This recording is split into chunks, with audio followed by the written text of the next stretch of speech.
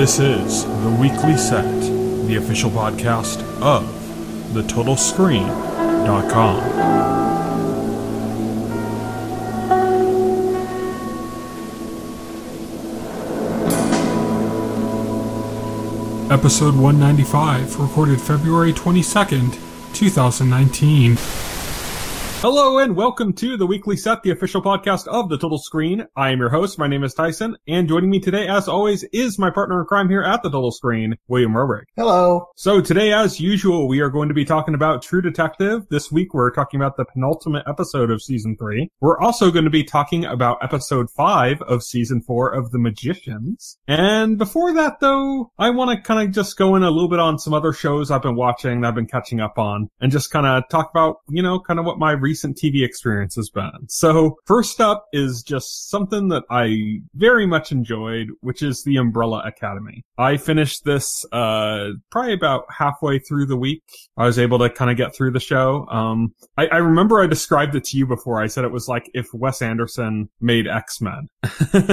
That really is what it feels like. It doesn't kind of stay in that pretentious. It's not pretentious in that way, like dialogue-wise and stuff, but just like the look of it is very much that. But yeah, the show is quite good. It's got a very personal story. It deals with a lot of like the kind of the social issues that like a show like X-Men or like what you would expect from an X-Men show or something, the way X-Men deals with like prejudice and stuff. But with Deadly Class, it's kind of dealing with something a little bit differently. It's a kind of more about like a dysfunctional family. Wait, Deadly Class? Oh, not Deadly Class. Sorry. With The Umbrella Academy, Deadly Class was also on my show notes and it just caught my eye. I got whiplash because I thought like I completely like missed the transition. Did I fall asleep for 10 minutes? Yeah.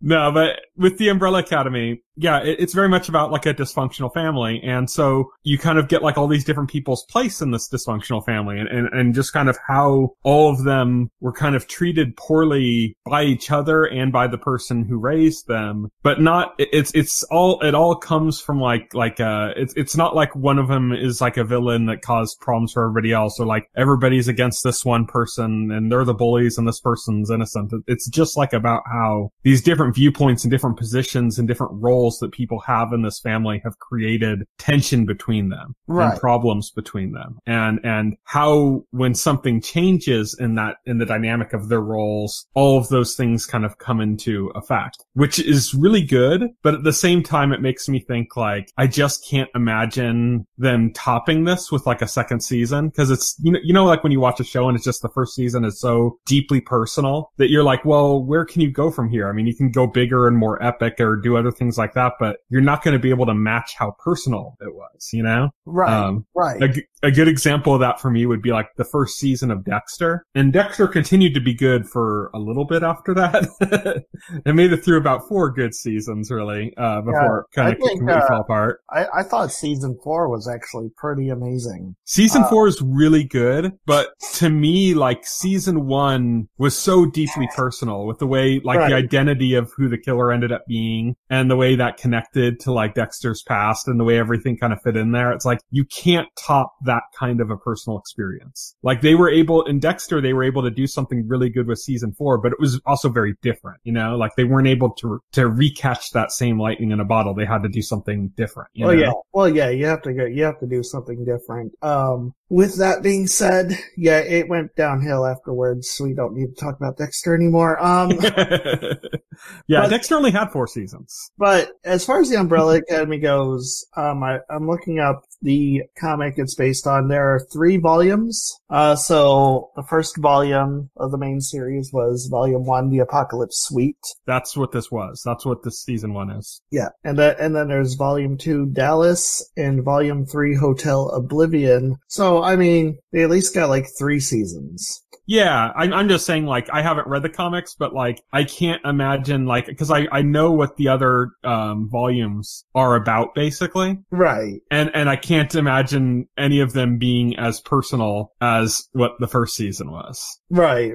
Like, it just isn't. Like, it's like, oh yeah, that sounds like it could be a fun adventure, but it's not going to have, like, the kind of emotional strength that the first season had. Like, that's what I'm saying, how I imagine it. Like, I can't imagine it having that. For all I know, it could be, like, way better. Like, I could jump into the second season thinking, like, oh, they're never going to be able to top what they did in the first season in making it so personal and emotional. And then they just, like, instantly go, like, way beyond that, you know? Mm-hmm. I don't know. But it's kind of hard. When you watch it, it's kind of hard to go, like, okay, where are they going to go from here that's going to match what they were doing here, you know? In that way, at least. I just hope that they don't try to milk it, like, beyond what they have.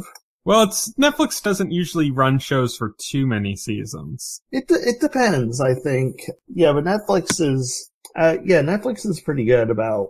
And I know, like, the creator of the comic, Gerard Way, who's the singer for My Chemical Romance, is involved in the series as well. Right. So I can't imagine him kind of letting it be milked too much. I don't know. I mean, I don't know, too much about the guy outside of just kind of that he did this. And as somebody who creates something, you usually have enough pride to not let it be over milked if you're directly involved. I'm mostly thinking about The Walking Dead here, which is similar, which AMC is just milking that for all they can get. Yeah. And that's kind of a mess though. And that's also like, I think the Umbrella Academy got some attention and it probably did okay for Netflix. I doubt it's like, success of the level of like what Walking Dead ended up having. True.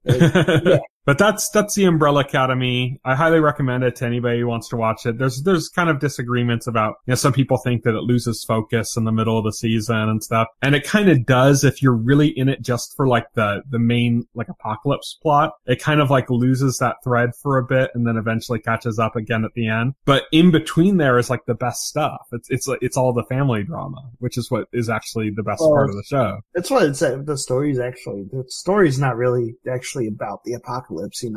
Yeah, that's just kind of like, that's just like the fun twist on it. Yeah, that's the fun twist on it. But yeah, I really enjoy all the actors in it. It's got, I can't think of his name, that one of the actors from the British series Misfits is in it. Yes. Playing a very similar character and he's great and I love him in it. And, it's also got, there's an actor who was in Game of Thrones. I think it was the guy who played, Sam's brother, I think. Samuel Tarly's brother, who is ended up getting roasted by the dragon. Yeah. I think it's him. I'm not sure. Is one of the actors in it. And then it's also, Ellen Page, of course. My J. Blige is in it. Oh, really? Musician Mary J. Blige plays one of these like time traveling assassins. There's these two, named, I think her character's name is Cha Cha. She's back again after her featured role in, Sam Raimi's Spider-Man. But that's, Umbrella Academy. So, the other thing I've been watching and I've been kind of getting through it pretty quickly actually is Marvelous Miss Maisel, which I'd seen the Amazon pilot for before, but like I've mentioned on the show before, I don't usually watch stuff on Amazon much because the interface is such a pain in the ass. I mainly watch on my TV using a Chromecast and there's no Chromecast app, so I can't do that. I eventually just ended up getting a Roku stick, just basically because I'm like, there's stuff coming to Amazon that I desperately want to watch, that's going to be coming in the next couple of years and stuff. So that's silly. That's one of the reasons like Amazon is falling behind because we were talking before the podcast and I said, Netflix was smart because you can get Netflix on basically anything. Yeah. That's how they make their money, by making those stuff. Amazon it's got this weird stubborn streak. Yeah, Amazon doesn't, it's hit or miss whether something you buy is gonna, like the Amazon Prime app, unless you buy it directly from Amazon, like one of their devices. It's so weird. Yeah, I mean, it does work on most stuff. It's just that, like, my preferred method is the Chromecast, and the Chromecast is from Google, and Amazon doesn't like to play with Google, so they just don't put it on the thing. Which is absolutely stupid because, Exactly, because there's way more Chromecast users out there than there are Fire TV users. Amazon wants to compete, but they want to play these stupid games, like, you're not going to compete with Netflix if you're too proud to put your services on Google stuff. Yeah.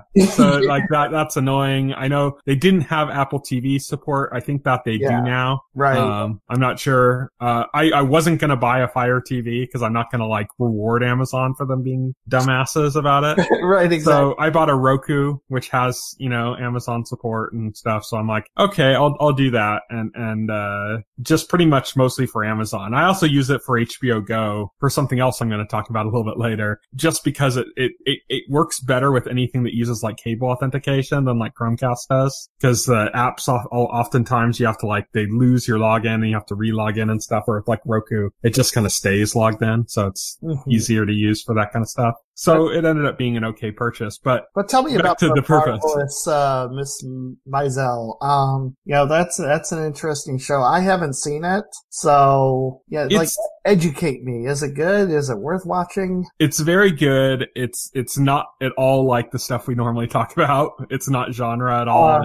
I gathered from like the. She doesn't have superpowers. There's no magic. There's no dragons. That's season 3. Yeah, basically it's about a Jewish woman who is married, and her husband that she's married to is exploring stand-up comedy. And she thinks it's this fun thing that they do every night where she makes a brisket for the person who runs the club to try to get them to give her husband a better slot. And then he goes up and does some comedy, and then they go home and they had fun at the night or something. That's how she sees it. He sees it as his ambition, that he wants to be this comedian. But he's only okay. Like he's good, but he's not that good, and he's not good at writing material or really like making his own material. In fact, he plagiarizes material. Mm-hmm. And through a series of events that occur with this, he ends up bombing really bad one night, and that night he basically says that he's leaving his wife. And she's like, what the hell? We have kids. Why are you leaving just because you bombed, And he gets aggressive. He eventually ends up telling her that, he'd been having an affair as well, and that he just doesn't want to be in a relationship with her anymore and stuff. And so she, in her frustration, heads out to the same club they were at. She's just drunk. And then between people on stage ends up doing like a killer set of comedy, just kind of like unloading all of her pain and trouble because of her husband. And it's just hilarious, and everybody loves her. And this one girl who works at the club sees her doing this and is just so blown away that she wants to like manage her and turn her into a comedy star or something. But she's like a Miss Maisel, the titular character is like a kind of wealthy Jewish woman with these like very wealthy parents, Mm-hmm. and like upside New York, or what do you call it? Upstate New York or whatever. Upstate New York. Yeah. So get it right. They're from the wealthy area in New York City. And so they have like these huge apartments and everything. And it's very Jewish, and they go into the kind of the Jewish community in New York and just kind of like the way life is there, the social expectations and just the, relationships between different people there and stuff. And what a divorce does within that community, or a separation, I should say, does within that kind of community. And it's also about her developing into a stand-up comedian and that kind of path as well, and what that means. And there's like they have a character in there who's a real comedian that they took, and the story is fictitious, but there's a real comedian character in there. It's Lenny Bruce, who's like, if you know anything about comedy, you've probably heard of Lenny Bruce. Yeah, I've heard of him. He's basically the guy that started the kind of comedy that then George Carlin ended up becoming really famous for, and like talking about kind of the dirtier aspects of life and society and stuff like that. He's basically like the guy that started that in comedy, and so he's like a character in this. So she kind of has a relationship with him, not like a actual relationship, but like, a friendship or something that they end up developing over different things because they both keep getting arrested because of stupid laws of that era of the 1950s. And so, yeah, so it kind of has a bit of a feel of like a Mad Men in the way like it's playing on the kind of ridiculous aspects of the era. Uh-huh. So it has that going on in it, except where Mad Men's very dour. Miss Maisel is just really funny. Right. And just odd. And I'd say like the main actress, I can't remember her name right now. I think it's like Rachel Brosnan, or I can't remember. Anyways, she's really great. But the one thing that really stands out here is the guy who plays her father, which is Tony Shalhoub of Monk and nice. Wings. and this is, you know, another show, Brain Dead, which we absolutely love. That only went one season, unfortunately. But yeah, Tony Shalhoub, this show reminds you just how much of a national treasure Tony Shalhoub is. You know, you always hear like, you know, about, oh, this guy from Mexico, he's a national treasure of Mexico, this like comedian or this musician or something. Or like, oh, you know, Stephen Fry from the UK, he's a national treasure of the United Kingdom, you know? But like, Tony Shalhoub is a national treasure of America. And I think I'd forgotten that. Monk's been off the air long enough, haven't seen him in enough stuff recently. And you kind of forget like, oh yeah, how actually endearing and amazing he is. And then you watch something like this and he goes full Shalhoub. Full Shalhoub, nice. Yeah, so Marvelous Miss Maisel, quite good. Very different from the kind of stuff we normally talk about. Next is Deadly Class. And this is the show that is produced by the Russo brothers, the guys doing the last two Avengers movies, or the last one and the next one coming up, I should say. And who also did like the last two Captain America movies. Deadly Class is also based on a comic book. They paired it up. It's on Sci-Fi. They paired it up with The Magician. So it's like The Magician's airs and Deadly Class right afterwards. Deadly Class is very good, but it's not like, it hasn't blown me away in like the way The Magicians had. Like, right. Remember when we talked about The Magicians and like we were both talking about how the first episode we were like, okay, this is pretty good, I'm into it. And then the ending of the first episode had us both kind of floored. Yeah.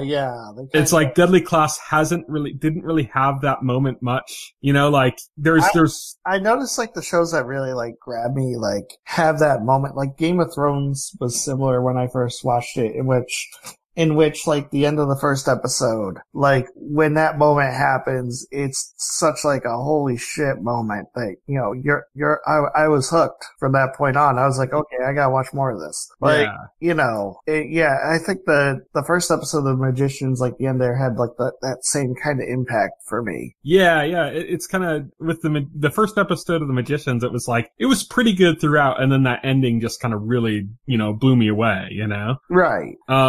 Deadly Class hasn't really kind of had, I don't know, maybe they did. There was an episode just like 2 weeks ago that actually like was really weird. It was kind of like, almost like what's that movie called with, Johnny Depp? The one about the journalist that's on drugs. Fear and Loathing in Las Vegas. Yeah. It's kind of got like a Fear and Loathing in Las Vegas vibe. There's a lot of animation and stuff going on in it. That episode might be the one that, like, if you wanted to show somebody kind of like to impress them and make them watch Deadly Class, that might be the episode you want to show them.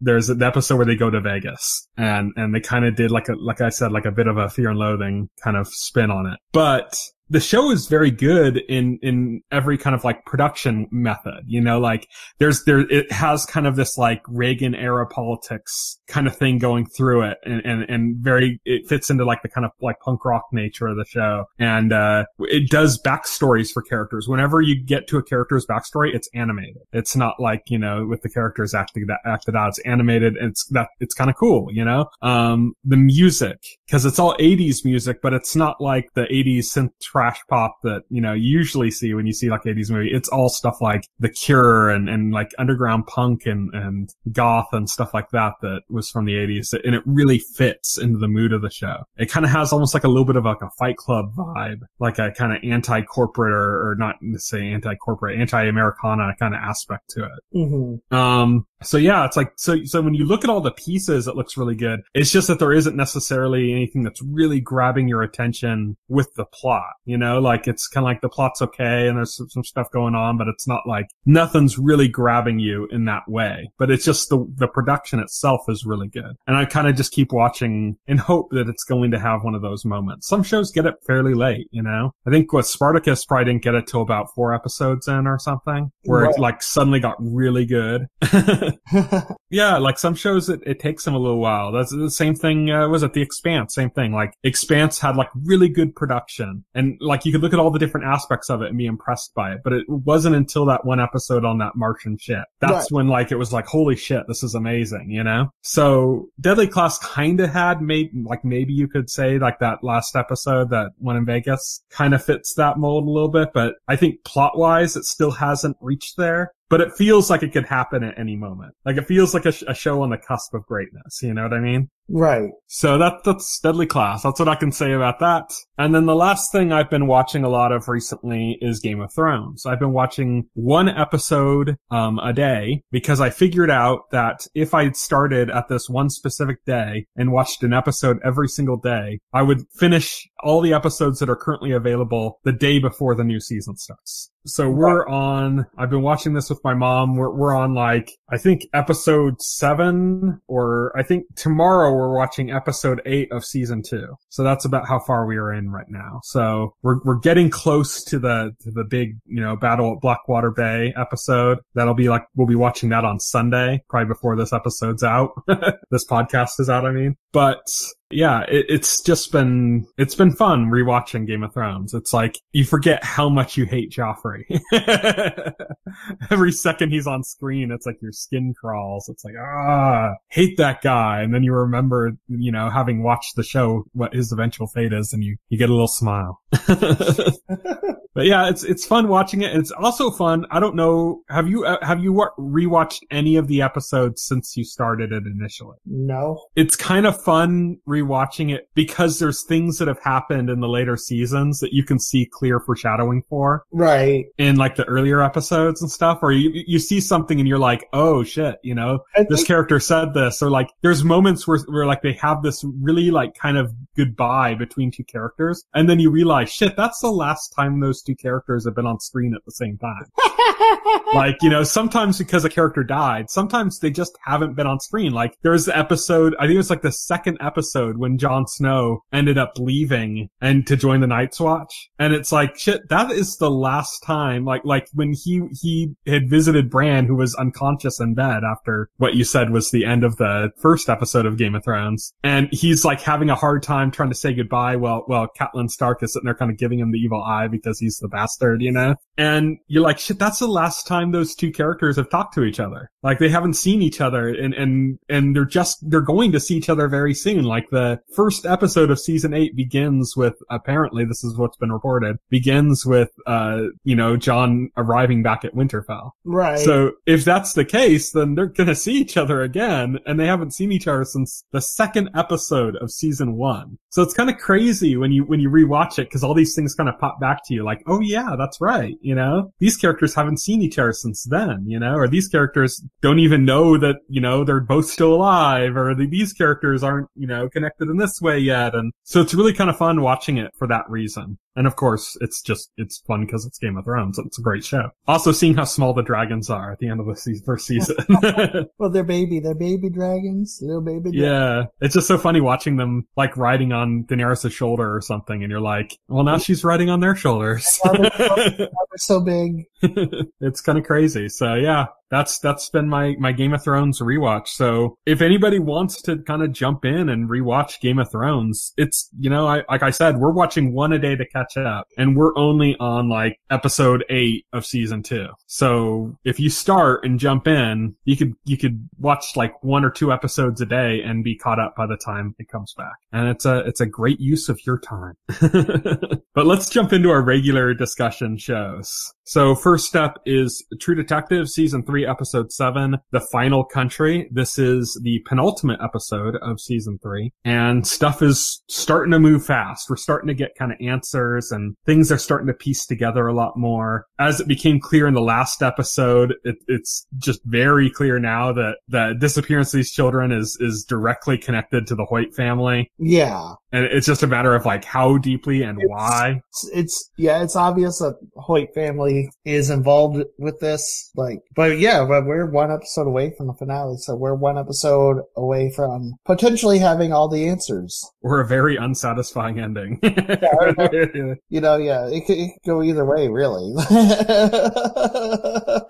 So another thing that's kind of interesting is they're really connecting those ties to season 1 now. They actually showed pictures, like not this episode, but the last episode, of Russ Cole and God, I can't remember the other character's name, Woody Harrelson's character from True Detective season 1. They referenced the case from True Detective season 1. Yeah, they showed the pictures of them in last week's episode, and in this week's episode they directly referenced the case that they had been working on, saying that there might be possible, like making hints or allusions that there might be connections between this case and that case. Not just that they happen in the same universe, but that the actual cases might be connected. Well, this is an illusion that the woman, like, trying to make this documentary film about the case, this is an illusion that she makes because this is what she believes. Like, she thinks she's managed to connect some dots, and she came to this theory. I think it's a red herring. And there's some things brought up in this episode which suggests that this is something very different.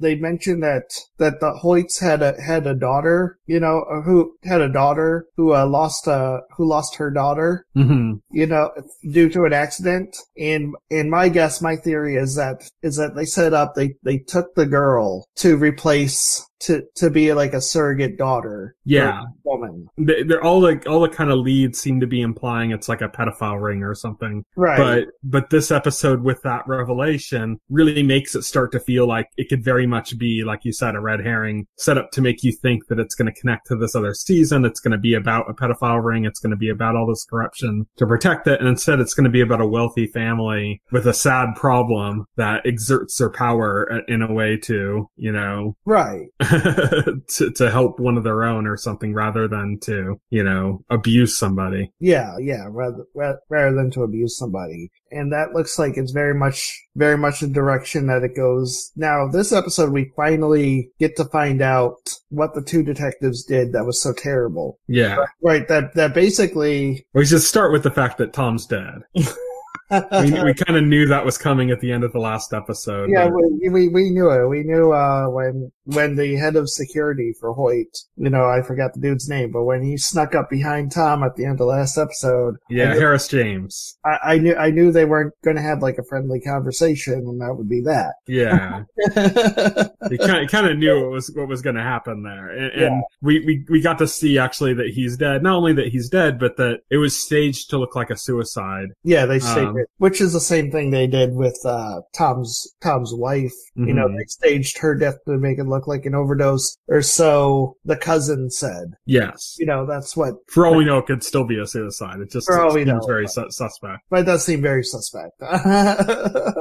And given the fact that we know now that they actually did, like, kill somebody and stage it to look like a suicide, Cousin Dan's accusation about Lucy's death does not seem that far-fetched anymore. No, it does not. And so this leads into what you're talking about, which is the thing that Wayne and Roland did that was so bad that ruined their friendship, everything that they had to feel ashamed about, all that stuff. That is kind of a direct response to this. And this is the event that basically ended the investigation in 1990, because the whole season we were kind of wondering, we knew that something really bad happened, and we knew that the investigation did not get much farther in 1990 than it did in 1981. Well, they kind of ended the investigation. The top brass kind of ended it doing exactly what they did in 1980, which is like, oh, well, here's a dead person. Let's just pin it on them and get rid of it. Oh, yeah, that's true. Yeah, once Tom's body was found, they were like, yep, that's it. Shut it down. And it's like, what?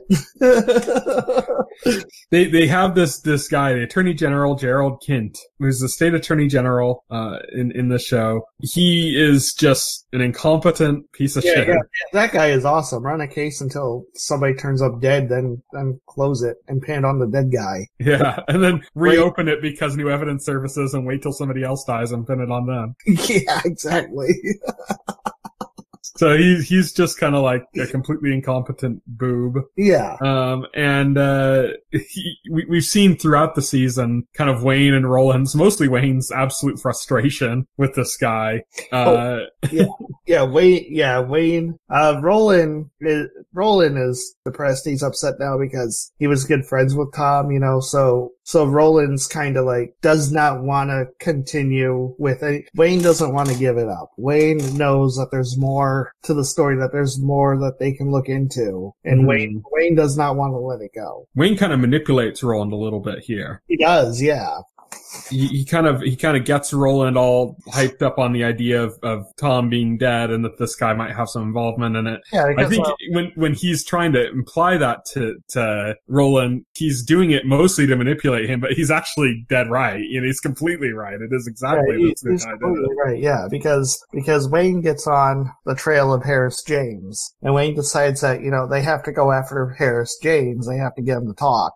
But they can't do it officially because officially, the case is solved, right? So they can't really, like Roland points out, if Roland went to the Attorney General with this stuff about Harris James, he just dismiss it or ignore it. He'd be all like, we're already pinned it on Tom. Let's move on. Yeah, exactly.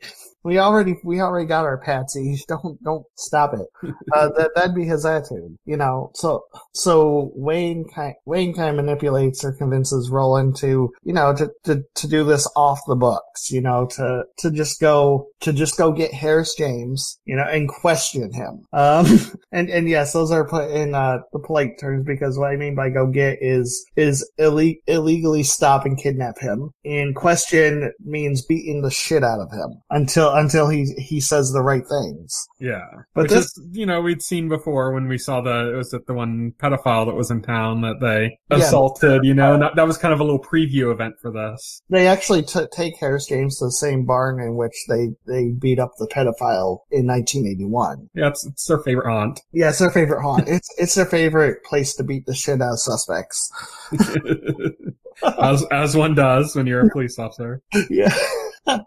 But things go sideways when they punch Harris James a little too hard, and he starts complaining about, his ribs being broken, that he's gonna die. He does a lot of whining. And at some point, Wayne takes pity on him. And he releases his Harris's restraints, and Harris uses that to try and to drive.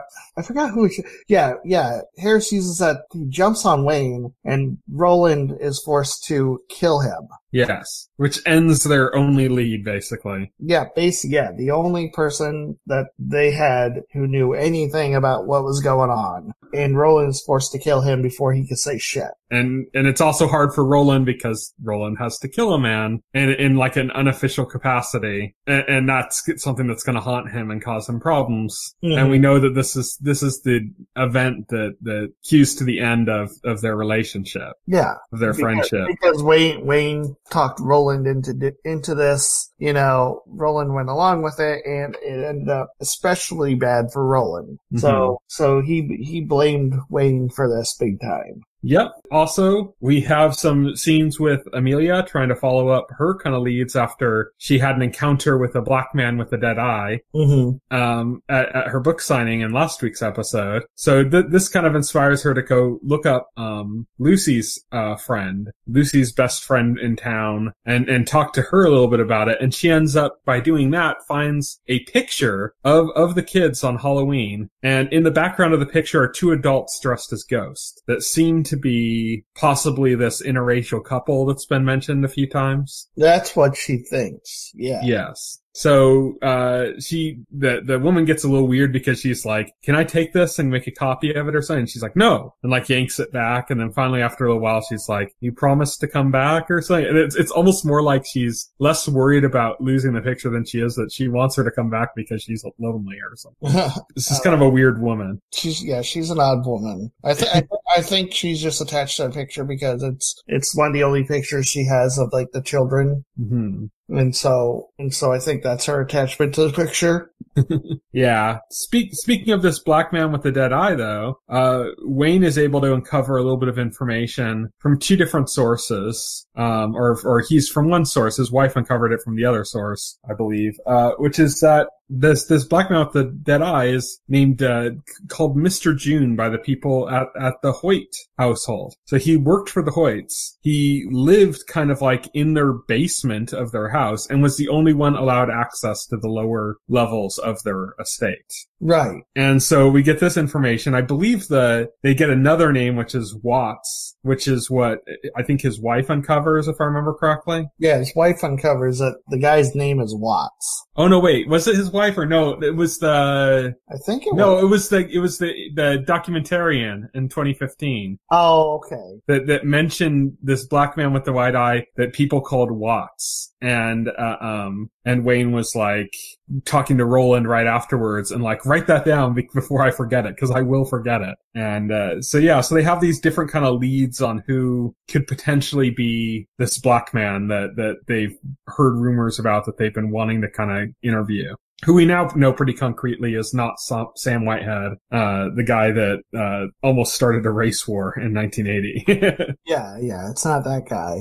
Trying to think what else. The Watts character is, surprise, involved with the Hoyt family. Yep, they said he's the only one that has access to the lower levels of the estate, and that he procured things for them. Yes. Which makes it sound very suspicious. Yeah, very suspicious.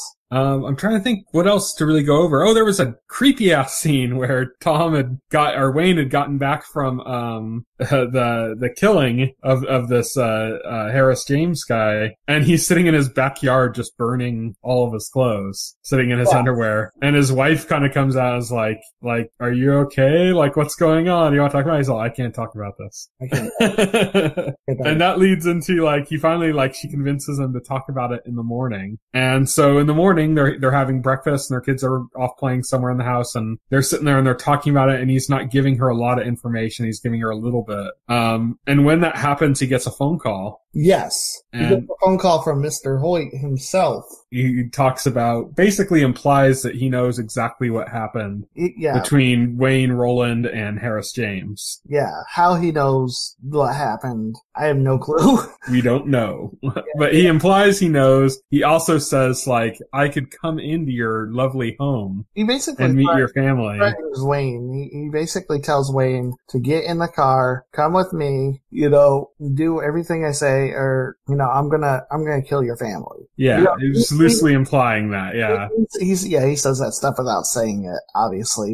He says, I could come in and meet your family, Yeah. He puts it in polite terms, but really, it's... So Wayne, in a bit of fear, decides to go out and get into the car with him. Now, I've heard and this is actually where the episode ends, so we don't know what happens after this point. I've heard some theories that say, this is where the investigation in 1990 ends on Wayne's behalf, because Wayne, even though the police officially ended it, Wayne was willing to continue on and go all the way. Yeah, that's what Roland said about in 2015, Roland said about the 1990 case, was that they did something horrible. Wayne never apologized for it. And then suddenly Wayne just quit the force or something and just moved on. Yeah. Nothing happened or something. Yeah, and never talked to him again. Yeah, he quits the force, he moves on, he doesn't talk to Roland again for 25 years. Yeah. And I'm thinking that this is the point where,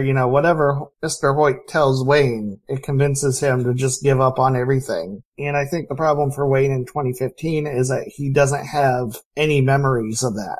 Yeah, his memories are such a mess that he's like, well, everything about the case is coming back because of this documentary, and something that if he had his memories when it was offered to him, he would have turned down. Right.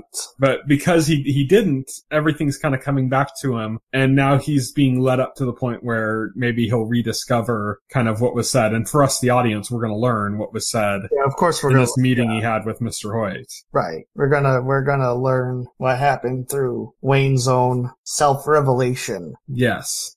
So yeah, I think last couple episodes have been a big improvement. There was like this weird step off, like in like episodes 3 and 4, where they were kind of dipping a bit, you know? The cinematography improved back too.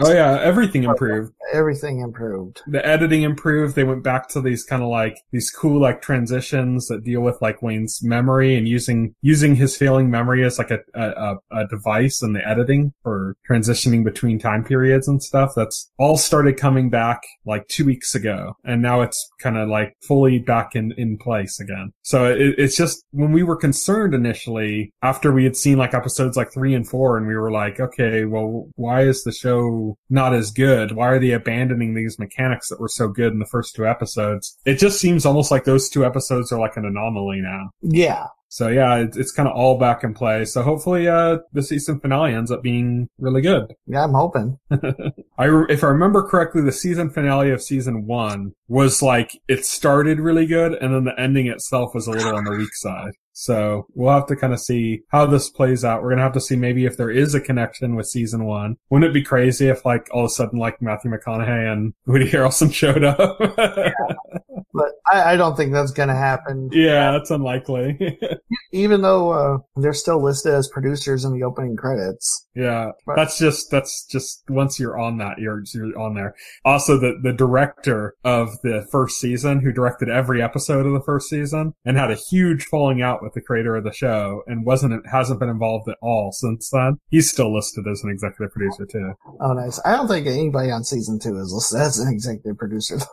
Well, they weren't there at the beginning, so they never had executive producer credits. Oh, gotcha. Okay.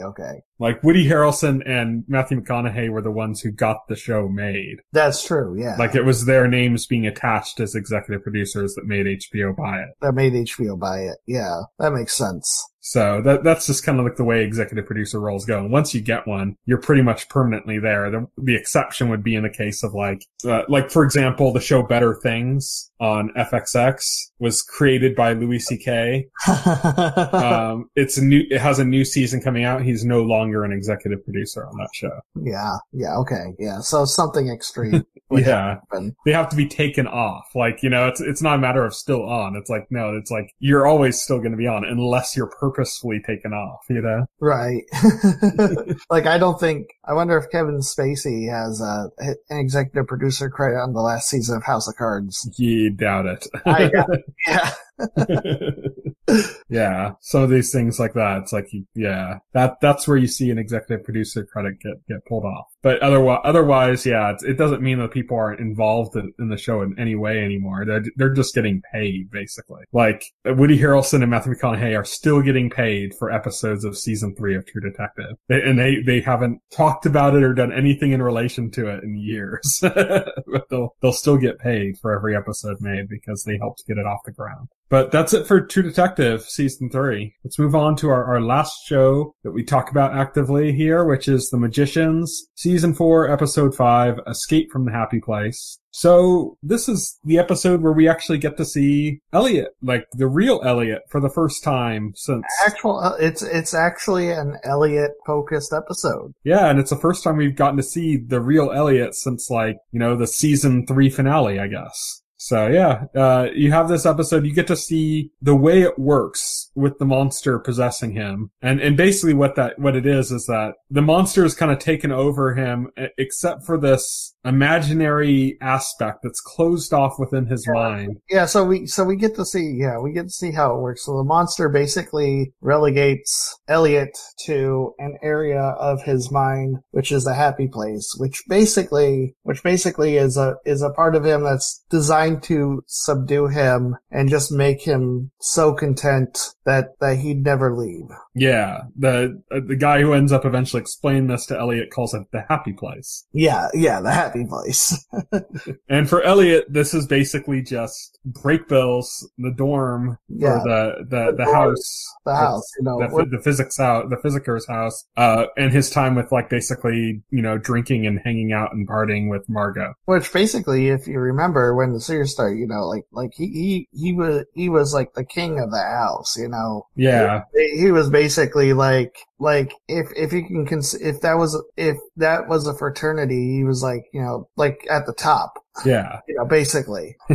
So that's kind of his happy place. And we see kind of these many aspects of his life in this happy place and how he's just content and, he doesn't really seem to have a lot of passion, but at the same time, he's just content and just kind of going through the motions and enjoying his time. And he keeps hearing a knock on his door and he keeps just like going, oh, ignore that, Yeah, ignore that, because he's just like, ignore that because, if you answer it, somebody will be there and they will inevitably just ruin the good times, Yeah. And what ends up happening is one of the times when the door knocks, Margot opens the door and gets yanked out. And so he goes running after her going like, where the hell? And this guy is like holding her kind of hostage. And he's saying that he doesn't want to hold her hostage. He only did it to get his attention.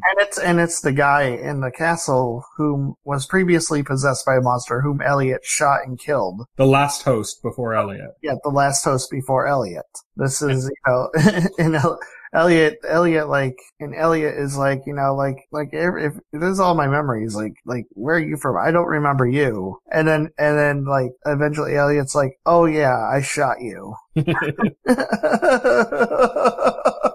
So this guy is able to convince Elliot about what's going on. He shows Elliot that Elliot kind of has control over this domain, that he can like imagine people there or, take them out of the scene basically that he imagines or something. And he's basically trying to encourage Elliot, just stay in here and that's it. Just stay in here forever. He didn't knock on the door and do everything like that to get Elliot out. He did that just because he wanted to get inside because he's running away from other former hosts for the monster who were monsters themselves that the monster had taken over and taken the form of, which were the people that were locked in that castle, or the monsters, I guess, that were locked in the castle with him. Yes. That they'd referenced previously that he had eaten them all. So basically it's set that Elliot's basically trapped in his happy place. As long as he stays there, he's safe. But if he ventures outside of it, these monsters can get him and they can for reals kill him. Yeah. Like the last part of him that exists, they can kill him and he'll be gone forever. So while the former host is basically trying to use all this to say, so that's why you should just stay in this place forever. And it was funny because like at one point the guy actually made like a reference to Lost. Where he said he called Elliot like Jack Shepherd or something. Yeah, and Elliot's like, is that a Lost reference? Yeah, Elliot's kind of like, how do you know about Lost? And he's like, oh yeah, I spent like a week and I spent time in like one of your memories where you binge watched the entire run of Lost. And then he's like, what did he think of the ending? So that was really funny. But so while that guy, he's trying to keep Elliot and say like, well, just continue to live here in your memories in your happy place. And just let me be here too, and we're safe, and that's just it for now on. Elliot's like immediately like, well, now that I know that this is bullshit, I want out. I want back to my friends. Right. And so he's ends up finding out that the way he has to find a door, and he finds the door by confronting his his worst memory. And so that's kind of his journey throughout this whole episode, is him exploring all of these kind of worst memories. And they're kind of like the worst things he's done. Like the first time he used magic and he killed somebody. It was like a bully of his or something. And then this one friend that was like the only friend that accepted him and that was friends with him. And now he ended up bullying that friend because to kind of deflect other people realizing that he was gay. Right. And so he kind of got involved in the bullying and tormenting of this other guy that was his only friend, and all these these different kind of memories, all these kind of bad things he's done and stuff. And what it ends up being is, if you remember last season, there was that one episode where Quentin and him had time traveled and were back in Fillory and lived out their entire lives trying to solve this one puzzle. And then once they had solved it, or once, Elliot had died there, once Quentin had solved it, he was able to kind of like go back to his body in the present or something. And so it was like it never happened, except they had the memories of these like 50 years of this life they lived together. Right. And under the influence of that and all the time he'd spent with Elliot and how close he'd gotten to to Elliot, and the fact that they'd hooked up a few times during that timeline apparently as well as had several kids that went on to have their own kids and everything else crazy in Fillory. So Quentin, under the influence of this life that they'd lived together, these 50 years or so that they'd lived together, and hooked up and had all these memories together that ended up kind of not amounting to anything but except the memories in their head, was like, let's do this for real. Let's date. Yeah. And Elliot being Elliot, and, you know, how do I say this? Because he's scared of, I guess because like so many disappointments that he's been through, you know, like we saw throughout the course of the episode that his life hasn't really been happy, you know. He's scared when things get real. Yeah, so when things get real, he gets scared because he's insecure, because he doesn't, you know, he doesn't believe anything good can happen to him, perhaps, or, you know, or maybe he doesn't want to be somebody else's burden for whatever reason. He's just afraid, you know, and so he closes down, he backs off when things get real. Mm-hmm. And that's what he does in that moment. And so when Elliot goes back to this memory, he kind of realizes, like, how stupid he was and, like, just refusing or backing down from a potentially good thing. And every fangirl watching The Magicians with part of the cute Elliot shipper community let out little squeals of delight. Tumblr was alight with joyous fan fiction.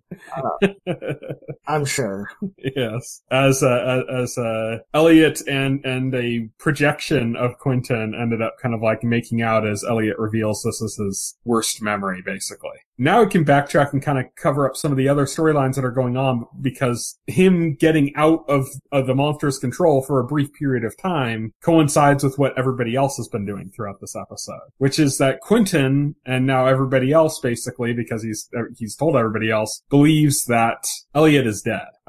Margot has the job of spreading this information to the people in Fillory, including his wife and other people there who are having other problems because, like, you know, the magical animals and stuff in Fillory no longer want to communicate. That was funny. They're like, it's like they've gone dumb, and like Margot couldn't give less of a shit. And they're like, it's such a tragedy, and they're all crying, and they're like, how long did you cry for? And she's like, I haven't had time. Yeah, it's like, I haven't had time. Oh, it's great because like Elliot's wife is like, she's buried herself in like his stuff, and she said that's a thing they do. So yeah, it's but yeah, so everybody thinks Elliot's dead. Yeah. Margot's going through that. She wants to get her birthright. She wants Penny to, I should bring up Penny's storyline real quick because there's not much there, but she wants Penny to travel her to that place with where Lord Fresh resides, who has her birth, what do they call it? Her birthright. Yeah, box. her birthright box. Yeah. Now that she remembers who she is, she wants to get that birthright box. But Penny's all nah. Penny's more interested in trying to get into Julia's pants. And so, but there's no going there either, because Julia's new servant is like getting territorial. Yeah. Penny goes like, oh, you need me for this and this, and like Julia's new service is like, no, we're good, I got this. And he's like, yeah, but you kind of need me for this, right? And she's like, no. He's like, well, if you need a ride. Yeah.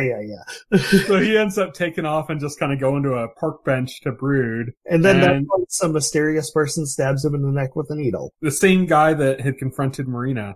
Oh, that's right. In the episode when she had lost her luck because of the spell that because that Katie did. Katie did, yeah. Katie has completely disappeared from the story so far. We haven't seen Katie or Josh this episode. Yeah, but we saw Josh last episode, but Katie wasn't even in last episode. Yeah. So, like I said, she's so far she's completely just vanished out of the story. Kind of weird. We'll get back to her eventually. Yeah. But yeah, so hey, Todd was in this episode at least. Yeah. Learning how to make a drink from Elliot and Elliot's memory. And Elliot's memory. Yeah. But yeah, so that's kind of all Penny's in it, really, in this episode storyline. He got taken the same as Marina, so that's something that's probably going to come up soon. Like, what's happening with them, why they've been taken. Well, I hope it comes up. The connection you could make is that those are the two characters, the two ones that have been abducted are the two characters from the 23rd timeline. That makes sense. You're right. So there's probably a connection there. Yeah, there's definitely a connection there. What else is happening is that Elliot is checking in with Quentin saying, are you done mourning your friend yet? He's like, it doesn't matter. It doesn't matter if he's dead because I'm your friend. You still have the same number of friends. Yeah. Again, not understanding how things work. Yeah. And so Quentin's just like in his head going, I'm going to kill you. And, when Elliot finally is like, he's like, I want your help with this. Well, he's like, what is this? And he's holding up that thing that he took out of Bacchus. Yeah. And Quentin says, I don't know. It looks old. Quentin's like, I don't know. And then Elliot starts getting threatening, starts being like, I need you to be helpful, Quentin. Yeah. like that. Quentin's like, it looks old, like Dawn of Civilization old. And Elliot's like, well, I guess I could visit that, like where or something. And Quentin's like, well, I guess the first one was Mesopotamia. Yeah. And then he just goes there. He's okay, I'll go there. And he goes there. He eventually comes back and it worked. There's some characters that now appear. Characters that are now there, but he can't read them. He doesn't know what they say, so he looks to Quentin to translate it.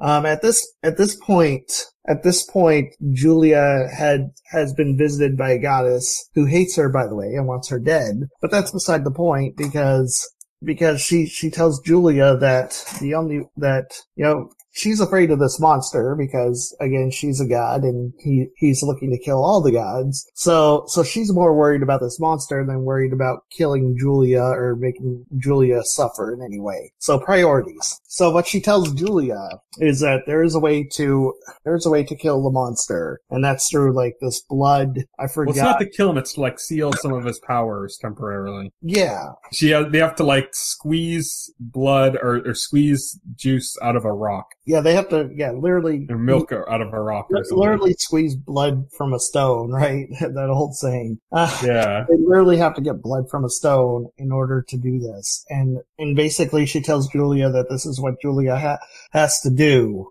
She gives Julia the stone, and she explains the reason why she can't do it herself is because gods can't touch it because it fritzes out their powers. But she's like, oh well, but you don't have any powers, so you'll be okay. Yeah.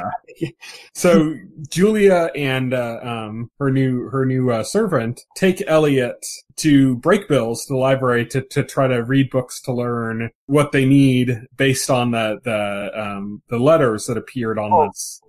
Basically, she doesn't think. Yeah. Well, basically, what Julia is doing is she's trying to stall while Quentin draws blood from the stone. Mm-hmm. Julia's servant, or worshipper, the Maenad, makes a mistake when she announces to the monster and Julia that she found what they were looking for, and Julia has to be like, oh nope, that's not really it. That's close, but nope. And Julia has to explain to her like, no, I'm trying to stall him while Elliot does his thing, or while Quentin does his thing. So that's happening, and then meanwhile, while Quentin is trying to get blood out of the stone, Alice finally arrives. We should say before that Alice, we see her with Pullover, and Christopher Pullover, and they're going through those water gates that the library has that we've seen throughout the series that they can travel through, like they're like fountains. Mm-hmm. And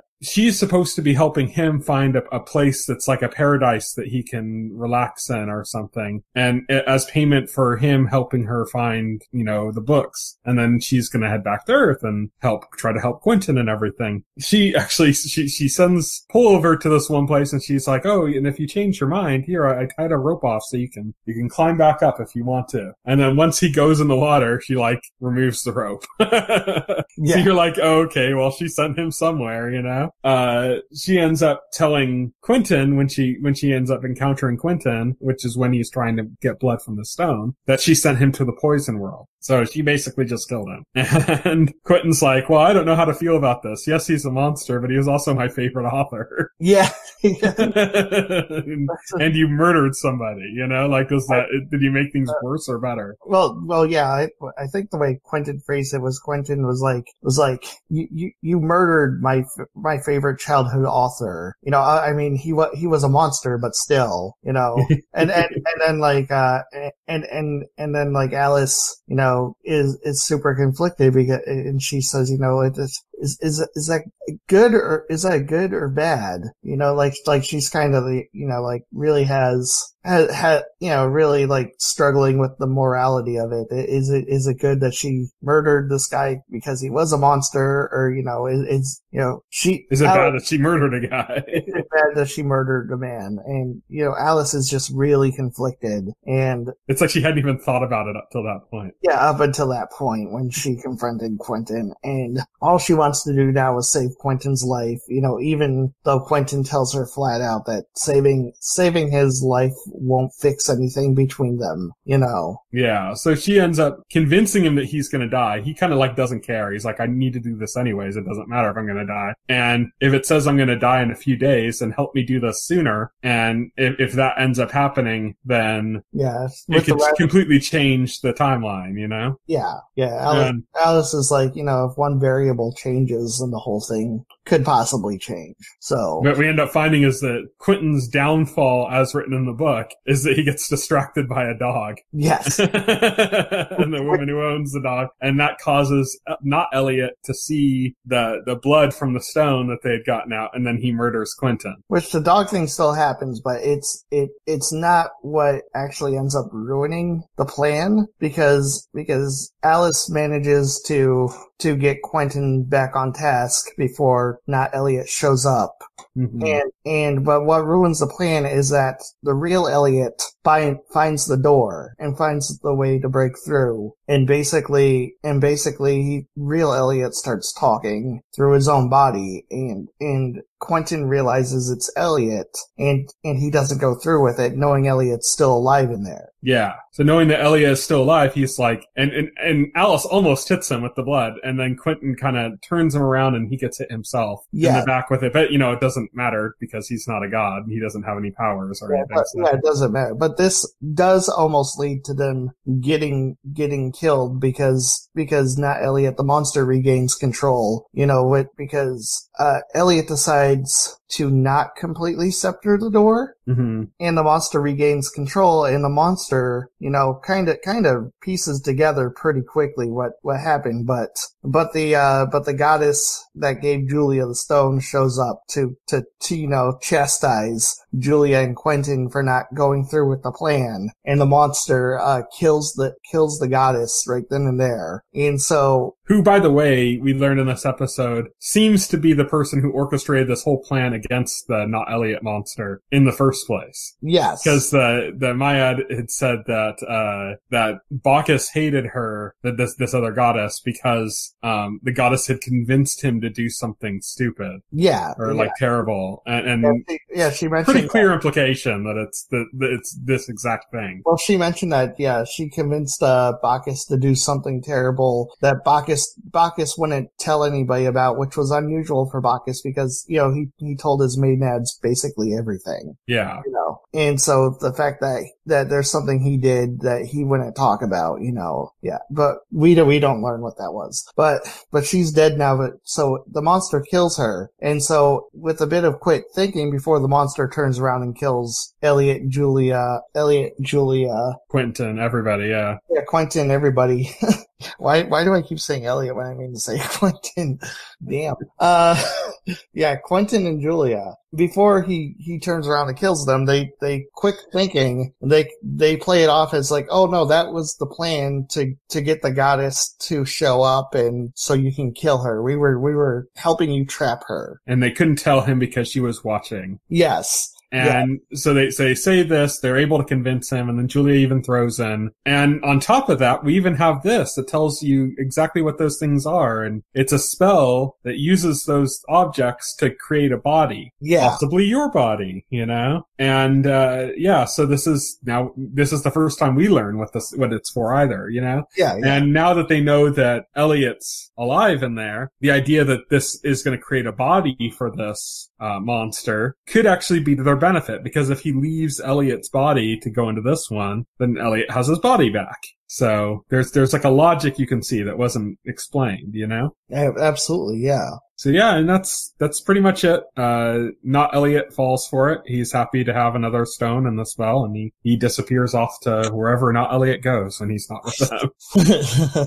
I'm guessing the 7-Eleven, the Circle K from Bill and Ted's Excellent Adventure. That's where he goes. Yeah, probably. That's actually a best guess. Always wondering why Keanu Reeves isn't walking in the door. That's what I imagine that Not Elliot Monster does with his spare time.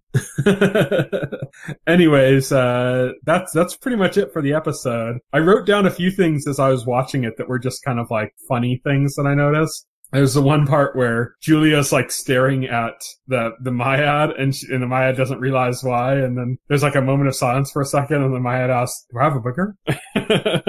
Which I thought was pretty funny. There's also a moment when in one of the memories that Elliot was exploring, in which his like gym coach, who is a horrible teacher, like shows back up after those monsters appear, and it's like, hey, hold on, you guys are gonna need a visitor's pass before they brutally murder him. Yeah, that was funny. There's also like a great running gag about the word fuck. Oh, yes, because because the previous host of the monster, you know, since he was not from our world, he doesn't know what fuck means, so he learns the word from Elliot, and he keeps misusing it throughout the entire episode until like the end when he gets like stabbed. And then finally he uses it correctly, and it's like, oh, there, you see, you used it right. So it's a little funny one there. There was also a funny part where they needed to escape from those same monsters, the ones that ended up stabbing the one former host, the monster as well. And Margot ends up just beating the shit out of one to hold it off, which I just thought was funny. They're running from these things all terrified this whole time, and Margot just goes over and just starts kicking its ass. Yeah, so those are kind of like the funny little moments I marked down. Yeah. But that's it for the episode. So next week we're going to be talking about True Detective and Magicians as usual. Will be the True Detective season finale though. So we'll be talking about that for the last time for this season's coverage of it. And then we'll be continuing to talk about Magicians week to week until that concludes. And then of course, I believe right after the Magicians concludes, it's like 2 weeks after that or something is when Game of Thrones starts up. So that's obviously what we're going to be covering at that point. Nice. But here's what's coming up in the week ahead.